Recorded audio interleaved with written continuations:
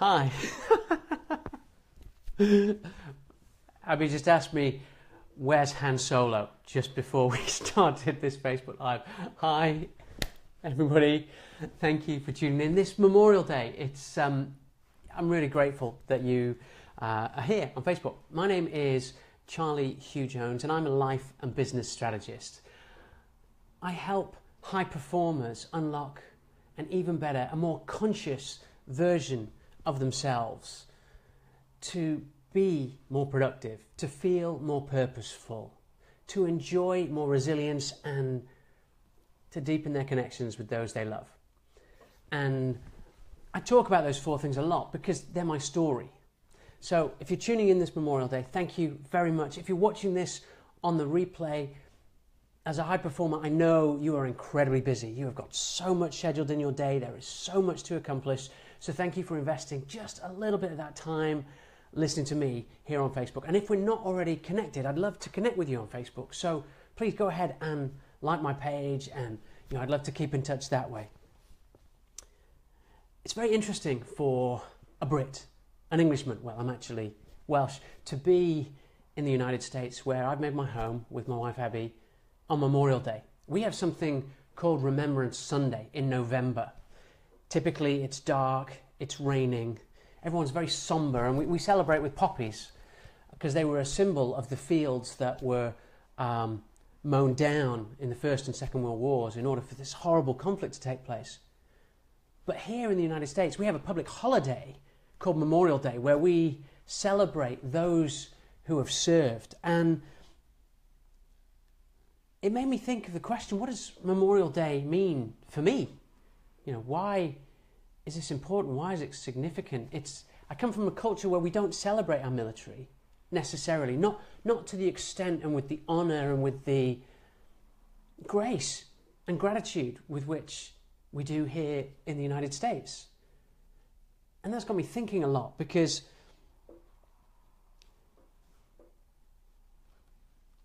I usually turn to the great British poets and Remembrance Sunday for something significant, something momentous, something that's really deep. And this year it made me look to some of the US poets and writers and storytellers to help me connect a little better with Memorial Day. Because today I'm really blessed and privileged. I'm here in South Florida. We have glorious sunshine.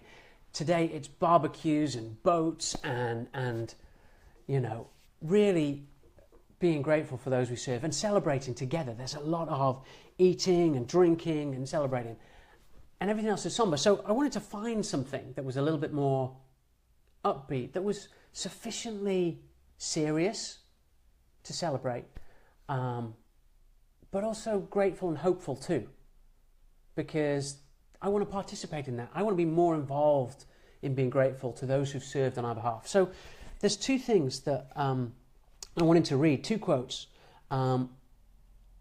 because they really impacted me. And then I'll go on to talk to you a little bit about how that's impacted the way I think about hustling and what that means.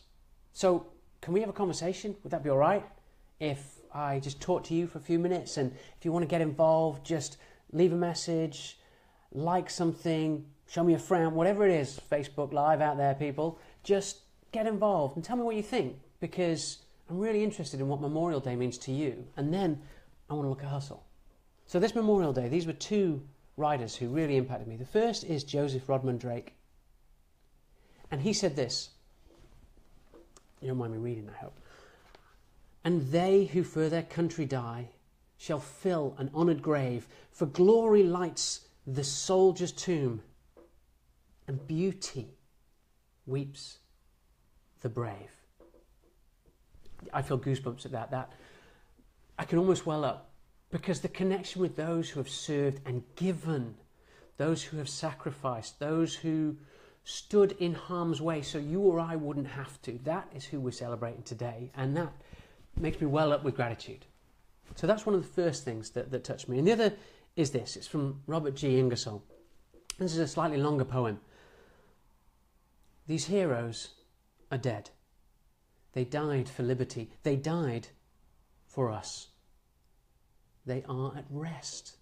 They sleep in the land they made free, under the flag they rendered stainless, under the solemn pines, the sad hemlocks, the tearful willows and the embracing vines. They sleep beneath the shadows of the clouds, careless alike of sunshine or of storm, each in the windowless place of rest. Earth may run red with other wars, they are at peace. In the midst of battle, in the roar of conflict, they found the serenity of death.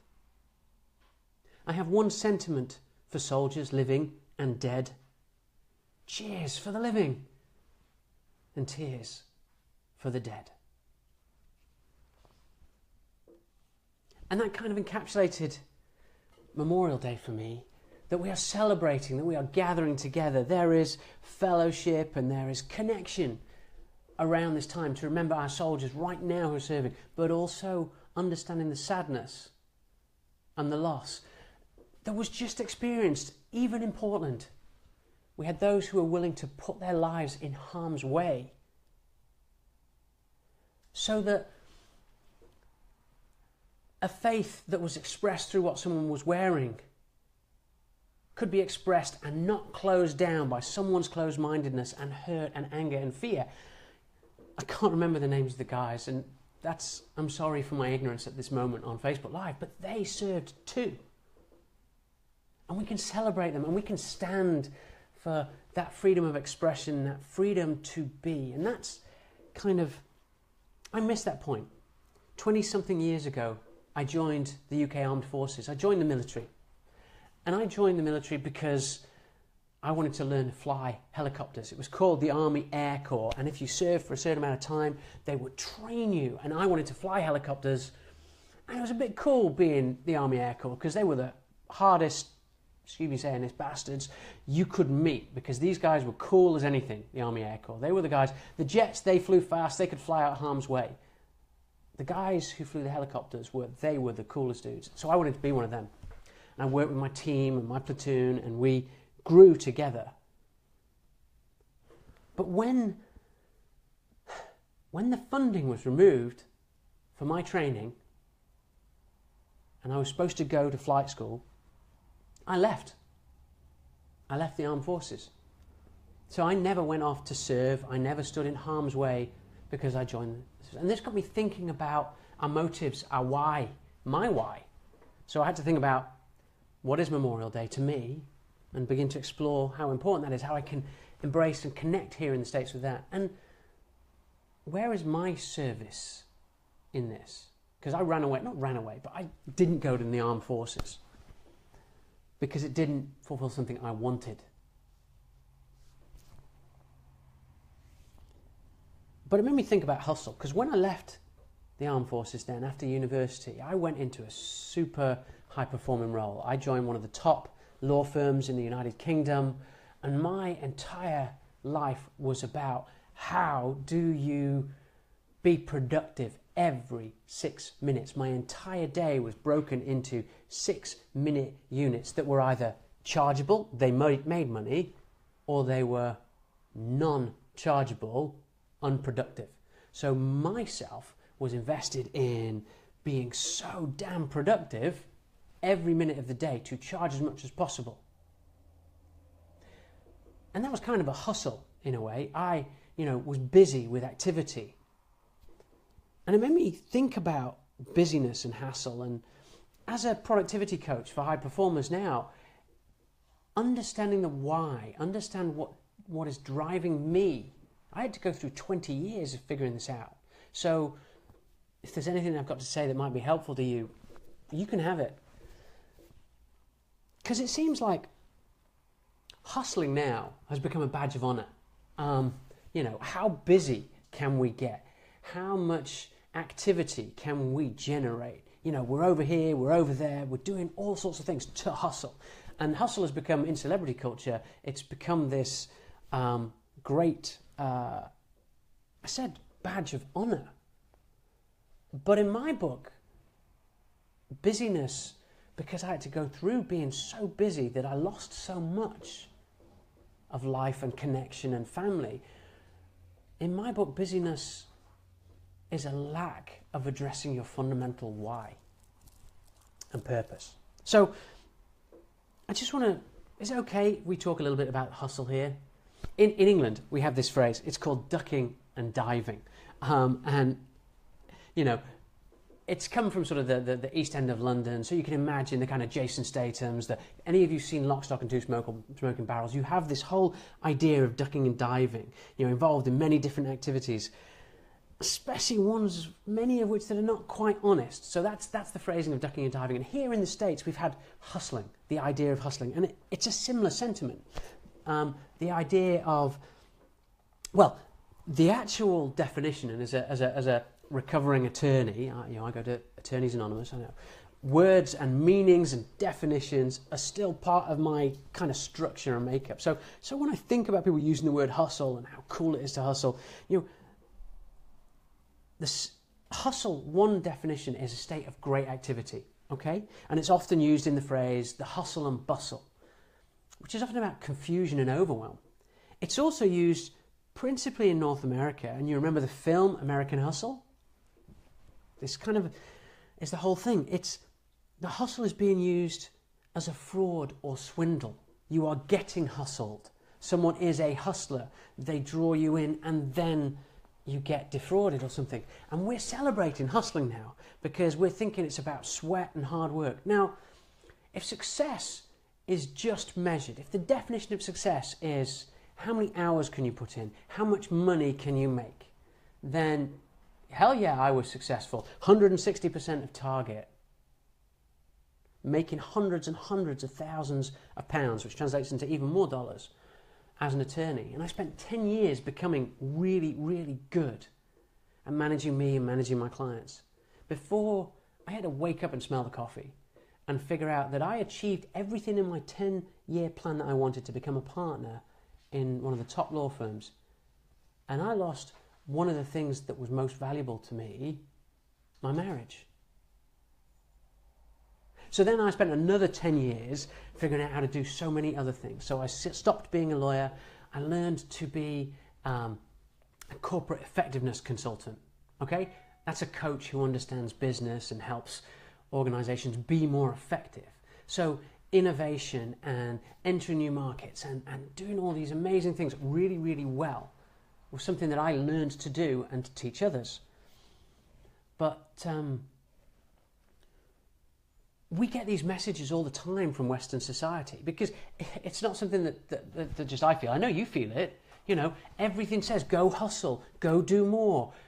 Even our leisure time, even Memorial Day. And there's an irony here to me doing a Facebook Live right now. I bet you're thinking it too. Everything is a metric, everything is measured, and even our leisure time, we have humble brags about how little time we have to spend with families. You have this idea that I'm too busy to take a day off. And when I take a day off, I've got to cram in these activities. The greatest lesson that I learned that unlocked me from this was about learning how to stop, to drop the hustle. Now, there's no judgment here. I'm not saying for some people they don't need to work 2 and 3 jobs right now. There is a roof to keep over your family's head. There is car payments and mortgage payments to make. There is food to put on the table. And it isn't coming from just one job because it's not enough money. So I'm not talking specifically to you and saying stop the hustle. No. And I've been there too. There have been times when, when I first started, I'm in the privileged position now that I don't hustle. And I don't have to hustle. But I have. I have had to do those hours. There was a time when I was at law school. I was working in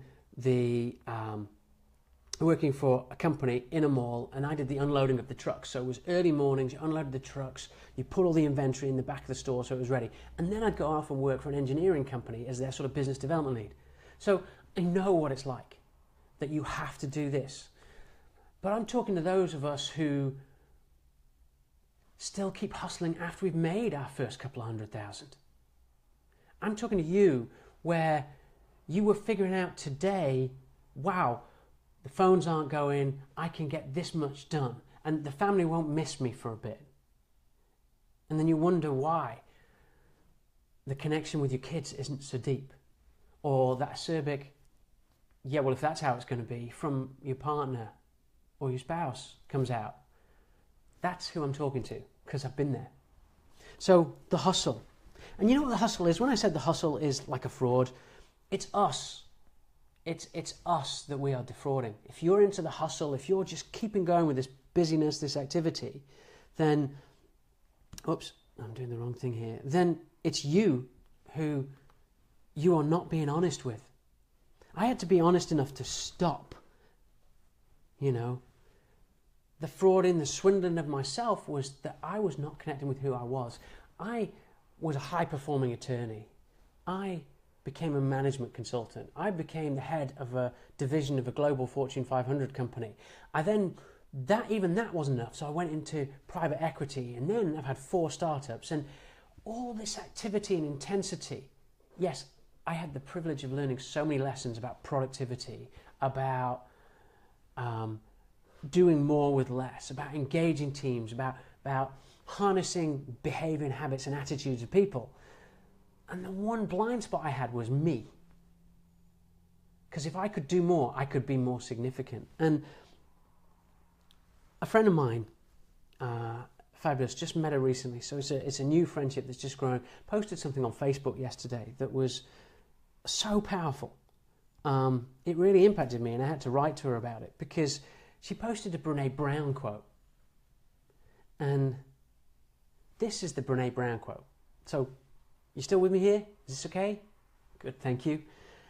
You either walk inside your story and own it, or you stand outside your story and hustle for your worthiness. Now just let that sink in. It's taken me a lot of years to begin to practice that. And I say practice because we are all works in progress. If mindfulness and yoga and the things that have transformed me over the last 5 years and equipped me more and taught me more to be able to share and have more to give to you, that's what I practice. So you either walk inside your story and own it, or you stand outside your story and hustle for your worthiness. So the question that I've had to ask myself many, many times, and the answer has just been crystallizing a little better over the last 5 years, is why am I doing this? Simon Sinek has a fantastic book called First Start with Why. And his TED Talk about understanding why and meaning for our actions was the second, well, for a while, I don't know where it is in the charts right now, but it's the second most popular talk on tech, because I know you are like me.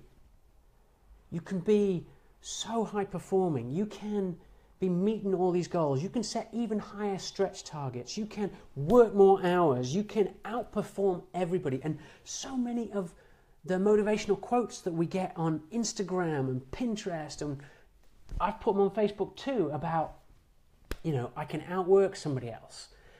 We haven't stopped long enough. And that was the transformational piece for me. As a high performer, as somebody who people would ask to come in and get their shit done for them. How do you transform the division of this company? How do you get this to market quicker? They'd go ask Charlie. We always say, if you want something done, give it to a busy person. But busyness no longer serves me, because from that I can't serve my purpose. And I said right at the beginning that I help people be more productive, getting more done in less time, getting more done with less resources.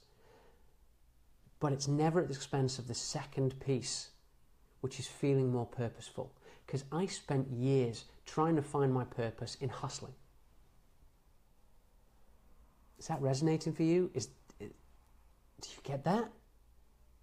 I spent years trying to find my purpose through hustling. It doesn't have to be like that. You're thinking about tomorrow, the emails that have stacked up and you've already been through them, so that you can land at your desk at 8 o'clock tomorrow morning, or 7:30 or 7 p.m. before anybody else, and it's already overwhelming. You are feeling that. I know, because I was there. You're already thinking about how you're going to make that excuse on Thursday because you have these client meetings, and then on Friday you have that presentation that you have to make to win that new business. And you haven't spoken with the family yet, and you haven't talked to everybody because you know what it's going to be like. You know how that's going to feel. You are so busy just keeping up.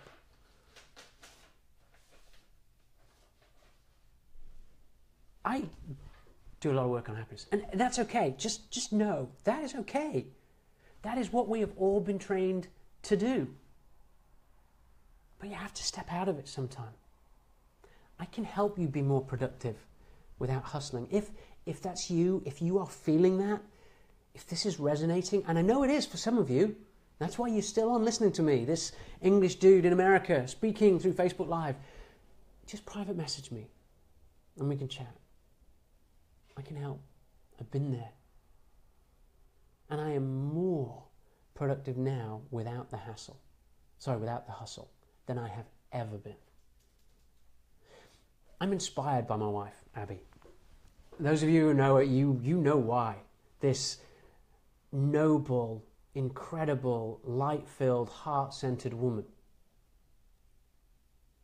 who is a professional, who is one of the top independent recruitment consultants in her field, and she models every day in front of me and for her clients that it isn't about the hustle. Yes, you have to do prospecting. Yes, you have to make those calls and do the cold calling and build relationships, but not at the expense of peace and wellness and purpose.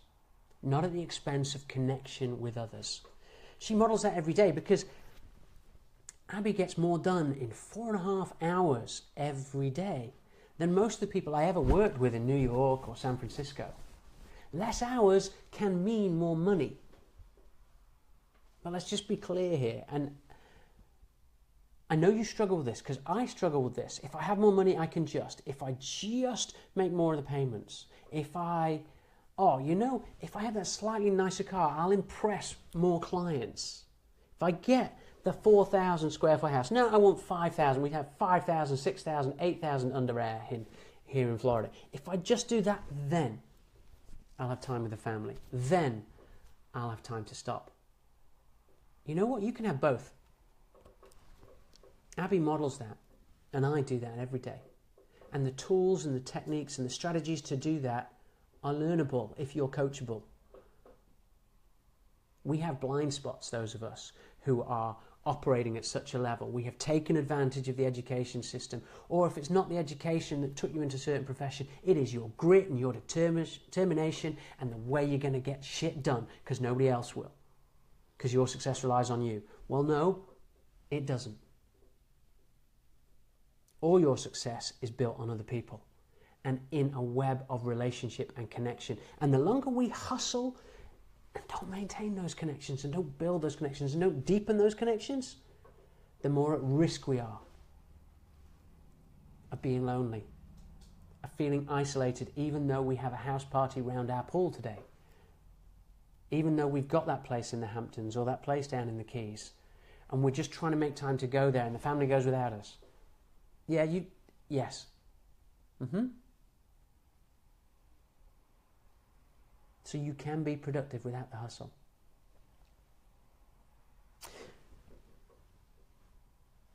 As I mentioned a few minutes ago, I love studying happiness. Not just joy, but happiness. What is that contentment state? Up until the last 5 years, have never been content.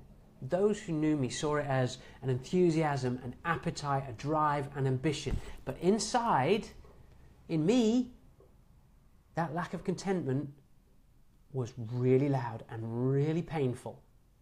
I was driving in my Mercedes E-Coupe to work, partner in a law firm, and 3 mornings out of 5, for no reason at all, in the middle of that commute drive, I would feel like crying, and I didn't know why.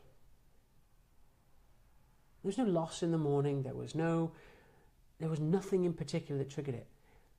It was my essential self trying to tell me, Charlie, what the frick are you doing? Excuse me, you almost got the F-bomb. maybe next time, when we're closer friends, you know? And it was me trying to talk to the rest of my hustling, busy, professional self to say, stop. You need to stop. You need to connect with your essential self. You need to find a way to do the discovery, the due diligence on your values, to know what is really important for you. Don't adopt somebody else's or the culture around you, because we get those given to us. What's really important to you? And what's your purpose? And I wasn't doing that. I was just being successful, quotation marks. So the reason I studied happiness is because I had to figure out, how do I stop in the midst of busyness, in the midst of the hustle, to connect with my essential self? How do I excavate, do this Indiana Jones into myself to find out what are the values that are there, and how do I do something every day that's aligned with them? How do I distinguish the fingerprints of purpose that have been on my life? You know, so all the activities that was built to serve people, to help people, to move people and connect with people. I love that, but I get to do that now. I live 200 yards from the beach. The ocean's just behind me. I am married to the most incredible woman I have ever met, who models conscious professionalism. And I get to help people be more productive, feel more purposeful, enjoy more resilience, and be more deeply connected with those they love. I get to do that every day now. And I wouldn't be if I wasn't ready to listen and stop. So, this idea of being more productive without the hustle, I'm going to start a hashtag. I think this is it. I'm going to start a hashtag, drop the hustle. Now, are you with me on this? This is going to be fun. Find it on Instagram. I'll drop it on Facebook too. But you don't need to hustle to find purpose. You can be more productive without the hustle. You can have more meaning without the hustle. There's this one quote from Rick Hanson, neuroscientist, a guy who studied what does the brain do when we are experiencing happiness. What's the difference between contentment? He studied, you know, those who practice mindfulness, those who have joy in their world as a constant, irrespective of the shit that they go through. And he has this amazingly profound statement that says this: you can never get enough of what you don't really want. We don't really want more goodies, more toys, more cars. What we want is what they'll bring us. We want to feel whole. We want to feel content. It was like he was writing to me. No matter how much money I made, no matter how many VCs I convinced to invest in projects, when I don't stop and connect with my essential self, when I don't pause to be mindful of my values, and am I doing an activity that is aligned with those values and helping people, when I am not doing one thing a day that resonates with my purpose, I feel overwhelmed. I feel anxiety. That dark shadow of depression, yeah, that can come back. And I had a revelation last week. Last week I was at an amazing conference in Orlando. Maria Andros, props Maria, you are awesome. If you're watching this, thank you so much. She had to stop me in a conference and hold a mirror up to me. Because as a coach of high performers, my blind spot was that I wasn't focusing on my story. In trying again to feel worthy, I wanted to go to a place where I was going to serve people I thought most needed my help, because it was going to feed my ego if I could serve them. I made it like a ministry rather than a business. And I wasn't stepping in to, I wasn't owning my story. And Maria called this out in front of hundreds of people. And it was a wake-up call, an aha moment for me. That the moment I stood outside my story what was really me, my purpose, why I'm here talking to you, helping you now, not somebody else that I'd constructed an avatar, a particular segment. It used to be, head of connected life for McCann Erickson. So that was all about in marketing, figuring out the segment and the micro segment and how do we trigger that emotional connection in that story just to move those people to buy that product, to appreciate that service, to have that experience, to build a brand. I was walking away from my story to try and be worthy to somebody else. And I forgot that I'm only version 2.0 talking to you if you're at 1.0 trying to figure this out. And that was a wake-up call for me. So I'm inordinately grateful, Maria, thank you. And I can now move forward. But I had to pause yet again and have someone. So if you haven't got someone in your life that holds up a mirror to you, go find them. There are thousands of coaches out there. If you like my style and you like me, head on over to my website, www.charliehugh-jones.com. Find me on Facebook, Unlocking the Best Version of You.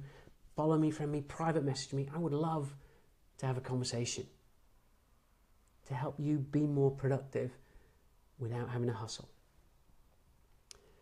Helping you, instead of hustling to find worthiness, you can serve and be significant. And that feels so different. So if you're struggling just trying to find time in your day to stop, let me just give you 3 tips just as I wind this up, because I've been on long enough and I want to go out and keep continuing, enjoy Memorial Day in the sunshine. 3 tips in your morning. It's as simple as that. Just switching something up differently in your morning is enough to begin to give you space. You know what number 1 is? You probably get up early already. You're probably already doing this. Don't look at your phone for the first 45 minutes of your day. If you look at Tim Ferriss's book, Tools of Titans, if you look at the stuff that Craig Ballantyne or Michael Hyatt or all these people talk to you about, one of the biggest spaces you can create in your day is to decouple yourself from that master, which is your trained nature that ping, what message have I got? What have I missed overnight? That phone. Put it aside for 45 minutes. That's number 1. And 2, just stop and find 3 things you're grateful for in that morning. Only takes about 4 minutes to do that. Just to stop, have your coffee, and find 3 things for which you're grateful. It might be 3 people. And just stop and remember them. This is Memorial Day. This is when we're remembering those who serve, for whom we're grateful. And I'm connecting that to you right now. Remember that. Step 2, find 3 things you're grateful for and write them down. And 3, look into the eyes of your kids. Okay? If you have them. If not, look into the eyes of a significant other. And just pause. Not super intense and weird, but just give them your attention. Pay attention to how they're feeling, how they slept, what's going on. Don't just get into the usual routine and bang, bang, bang, bang, bang. It's about being conscious, being mindful. Just those 3 things are enough to begin to give you space in your day, to keep you connected, to help you feel purposeful, and to get you being productive. I've got loads more tools, tips, strategies. Reach out to me if you're interested. I'd love to hear from you. I'd love to hear your stories of journeys from being a hustler to being someone who's purposeful and significant. Because you can be more productive without the hustle. I promise you that. So that's it from me. I am really grateful that we got to spend this time together. Thank you. If you're watching on the replay and we're not connected on Facebook, I really would like to connect with you. Please go head on over to my page, Unlocking the Best Version of You. Follow me. That's great. I would love to hear from you and your stories. And if any of this has resonated with you, private message me. I would love to hear from you. And if I can help, I will. Because that's my purpose. Helping high performers unlock a better, more conscious version of themselves. So that's it for Facebook Live. Thank you for your time. It's been fun. I hope it's been, this conversation's been okay. And I'll catch up with you on the next Facebook Live in about a week's time. So thank you for your time. Be well. Until then, bye for now.